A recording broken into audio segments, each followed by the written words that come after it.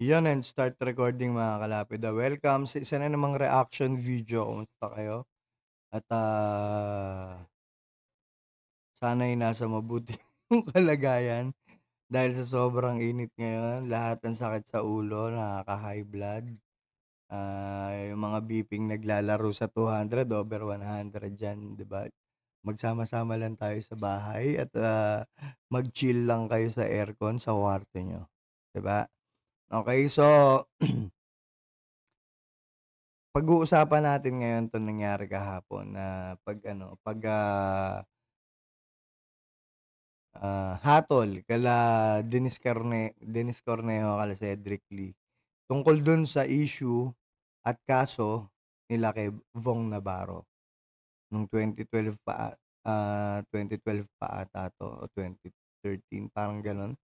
Basta nasa gano'ng year naglalaro 'to, Okay, so papakinggan natin 'to at bibigyan natin ng kaukulang reaksyon. Guilty beyond reasonable doubt. Yan po ang hatol ng Taguig Regional Trial Court sa modelong si Denise Cornejo. Guilty beyond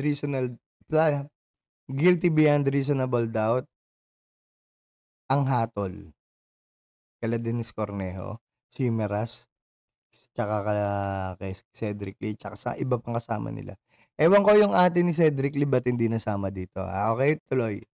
Negosyanteng si Cedric Lee at dalawang iba pa kaugnay sa kasong serious illegal detention for ransom na isinampa ng TV host na si Vong Navarro. May unang balita si Salima Refran.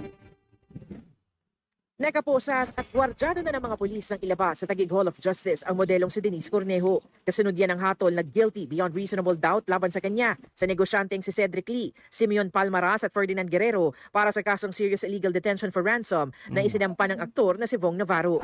Agad pinaaresto ng korte si Cornejo, gayon din ang kapwa convicted na si Ras para pagsilbihan ang sentensyang reklusyon perpetua. Reklusyon perpetua. 20 to 40 years. Okay? Yan ang hatol. Okay? Bakit agad pinosasan? Kasi nandun na sila sa korte at hatol na yun. Diba? Diretso na yan, inquest, diretso na yan, booking.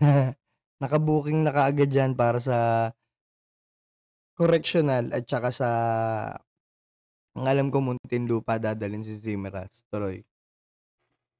20 hanggang 40 taong pagkakabilanggo. 20 to 40. Ayon sa Taguig RTC Branch 153, maliwanag na pinagplanuhan nila ang pagkulong kay Navarro noong 2014 para hututan siya ng pera. Patunay ayon sa 2014 pala, 2014, sorry. 2014. Kasi yung nangyari pala sa akin, 2014 din ba yan? Hindi parang 2013. Pero basta parehas kami halos ng magkasabay ata kami ng kaso nito. Kaya lang yung sa akin, tangina. Ayaw magkwento, tuloy. Ang naging asal nila bago, habang at matapos gawin ang krimen.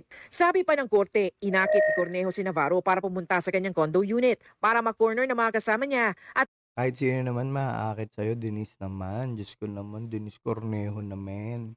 hututan ng pera kapalit ng pagbawi sa blotter laban kay Navarro.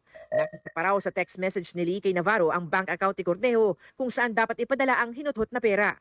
Mula korte ay diniretso sina Cornejo at Raz sa Taguig Police para sa booking process at medical. Katapos ay dinala si Cornejo sa Correctional Institution for Women o CIW sa Mandaluyong.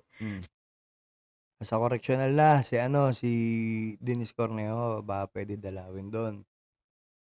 Bago siya magpa-interview. Puntahan niyo doon. Diba, tuloy? Raz naman sa Bilibid sa Muntinlupa. Eto, si Meras, Bilibid, Muntinlupa. Okay, MMA fighter. Pero alam ko, amateur lang naman to, diba? Pero, syempre, iba pa rin yung may alam. Okay, hindi katulad nung ibang naririnig ko sa vlog na mga belter ng Aikido, mga belter ng Taekwondo, mga belter ng Aikido, kickboxing, pinagmamalaki nyo sa social media na mga ganyan-ganyan kayo, putang ina, mga duwag naman kayo. 'Di ba? Eto, putang ina, legit din na MMA fighter to. Pero pumasok ng Muntinlupa, putang ina, sa tingin nyo, magagamit niya yung pagiging MMA fighter niya, pwede. Pero once na natulog 'to, pwede saksakin 'to sa leeg o kaya sa puwet. Dalawa lang kahinatnan niyan, 'di ba? So, yung mga nagyayabang-yabang din diyan sa social media na magagaling kayo sa ganyan, may mga belt-belt kayo diyan, itago niyo na sa sarili niyo 'yan, 'di ba? Baka makahanap din kayo ng katapat niyo, mga duwags. Tuloy. Silado ng piyansa ng apat. Hindi pinagbigyan ang hiling nilang ma-extend ang bail dahil guilty beyond reasonable doubt ang Oo. Wala na kayong hihinging extension kasi nga ano na kayo, eh, hinatulan na kayo. So, paano pa kayo magbe-bail? So, ang susunod na gagawin niyo, Court of Appeals, tas pagka wala pa rin sa Court of Appeals, diretso na kayo sa Supreme Court. Mga ungas. May mga abogado kayo, mga di kampanilya pa. Ay, Diyos ko, ewan ko sa inyo. laban sa kanila. We were very sad and shocked, no? Na ganun ang decision ng judge, no? She cried when her mother cried, but only for a short while. In fact, she was very composed. She was smiling, no? And she was telling me that she will accept that. Iniutos din ng korte na She will accept that talaga, putang ina, guilty eh. Tuloy. isuhan ang arrest warrant si Lee at Guerrero na hindi dumalo sa promulgation dahil masama raw ang pakiramdam. Masama pakiramdam kasi nasa hotel. Hindi, joke lang po ah. Mahalumang video yan. Tuloy. Kagabi, kusang loob na sumuko si Lee sa tanggapan ng NBI. Sinundo raw ng NBI si Lee sa isang lugar sa Mandaluyong City matapos siya makausap. Pagdating sa tanggapan ng NBI, sumailalim sa booking Pero good to ah. Sumuko na siya kaysa ano pa siya, mamanhunt. Diba? Tuloy. process si Lee. Sumailalim din siya sa medical at dental procedure. Ngayong umaga, ibabalik nila sa korte ang warrant at hihintayin ang desisyon nito. Aapela raw si Lee sa Court of Appeals. Yun yung kasi yung tamang proseso at yun yung tamang gawin. Tuloy. Mismo ang kumontak. May isang intermediary at nagbigay ng mga numbers. So nagpalitan kami ng number at nagkausap kami ni Cedric Lee. Pansamantalaan dito muna siya kasi hindi man natin ma-return ngayong gabi yung warrant. Wala naman po yung elements ng crime eh. Okay. Iisa-isa yung elements. Ito katulad nito, wala daw kasi doon yung elements ng crime. Paano papasok sa prosecutor yon kung walang elemento yon? 'Di ba? Pumasok eh, kaya nga nahatulan na guilty. Ibig sabihin, nandun yung mga elemento. Nandun yung video, kitang-kita. 'Di ba? Siyempre, kung magdadahilan kayo, dahilan nyo na lang yun. Ilaban nyo pa rin yan. Kung ganyan pa rin yung mga paninindigan nyo, same pa rin ang magiging resulta niyan. Okay, tuloy. ng illegal detention, hindi naman talaga pasok eh. Diba? So, wala namang, we didn't detain him for more than 3 days, a few minutes lang, with the purpose of bringing him to the police. We never inflicted any serious physical injuries. Nag-testify naman yung doktor niya. Wala ring ransom. Siya nag-offer ng damages sa police station na. Inutusan din ng korte ang apat na nahatulan. Kasi nga, sinasabi nyo, siya nag-offer sa pulis na, kasi nga, di ba, pinilit nyo, pinersa nyo na magpumirma at magsalita si Bong Navarro doon. So, anong doon, di ba? Anong issue doon? Okay? So, eto tingin ko, Na magbayad kay Navarro ng kabuuan tingin ko si Cedric Lee nasa 50s. Mahatulan sila 20 to 40 years. Di lalabas ka kung halimbawa mabait ka after 20 years. So 70 ka na. 'Di ba? Bad boy ka pa rin diyan sa ang tawag dito. Bad boy ka pa rin diyan sa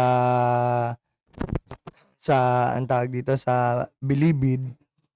Di buuin mo yung 40 years, 'di ba? Kung sakaling nabuo mo na yung 40 years, ano ka na nun, baldado ka na rin nun, 'di ba? O kaya tatanghalin ka ng bangkay.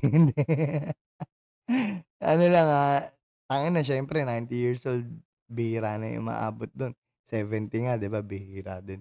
So, good luck kay Cedric Lee tsaka kala Denise. Ay, sayang ka, Denise. Sinayang mo yung buhay mo kay Cedric Lee. Tuloy.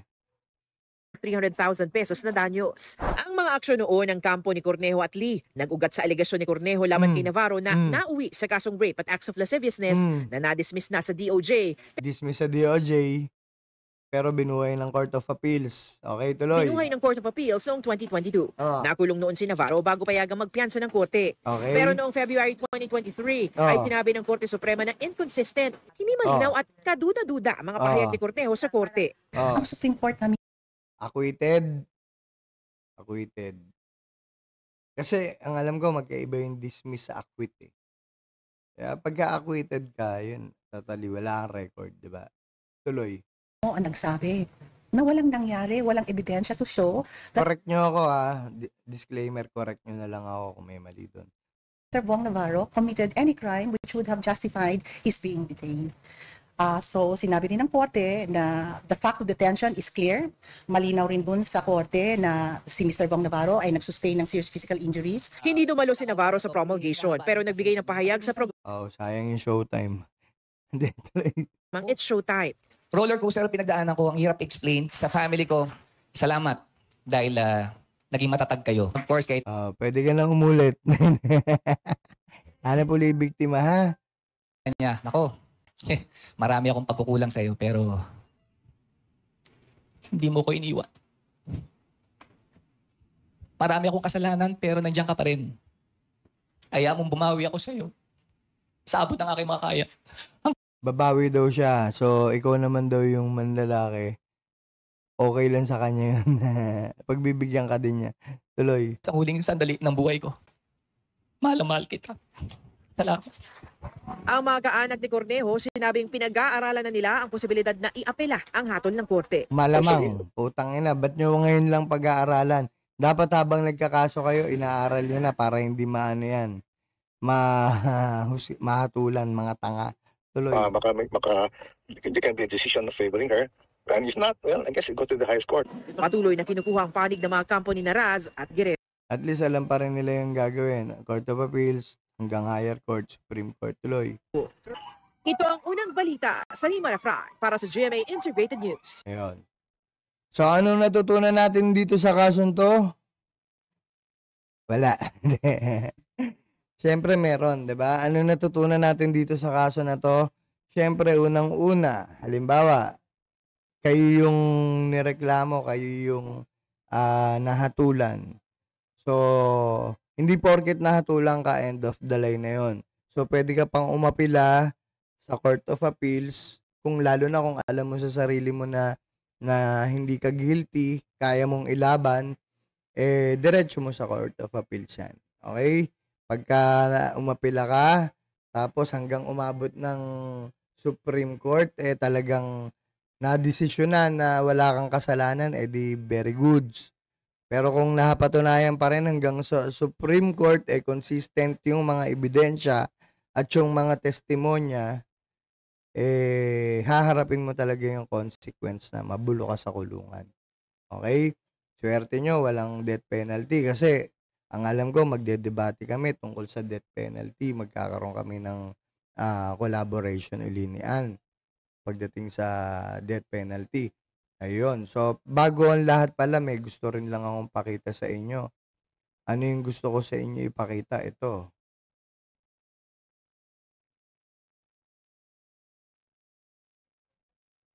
Hindi. Ito. Hindi. Ito. Hindi. Ito. Hindi. Ito. Ito. Ayan. So, yan. Wait nyo lang, baka magkaroon kami ng collab. Hindi ko alam kung bukas o Sunday. Okay, so magkikita kami ni Chai Chester. Di ba dinedebunk natin to? Nagkaroon tayo ng daily dose pero nagkausap na kami niyan. Okay, so tignan natin, may interview natin siya na maayos. Pakinggan natin yung side niya. Okay? So maraming salamat po mga kalapid at sana ayan, wag natin gayahin tong mga buhay na nasisira. 'Di ba? Kung talagang gusto natin sirain yung buhay natin, diretso nyo na. Tuloy. 'Di ba? So, yun lang mga kalapid. Maraming salamat and stop recording.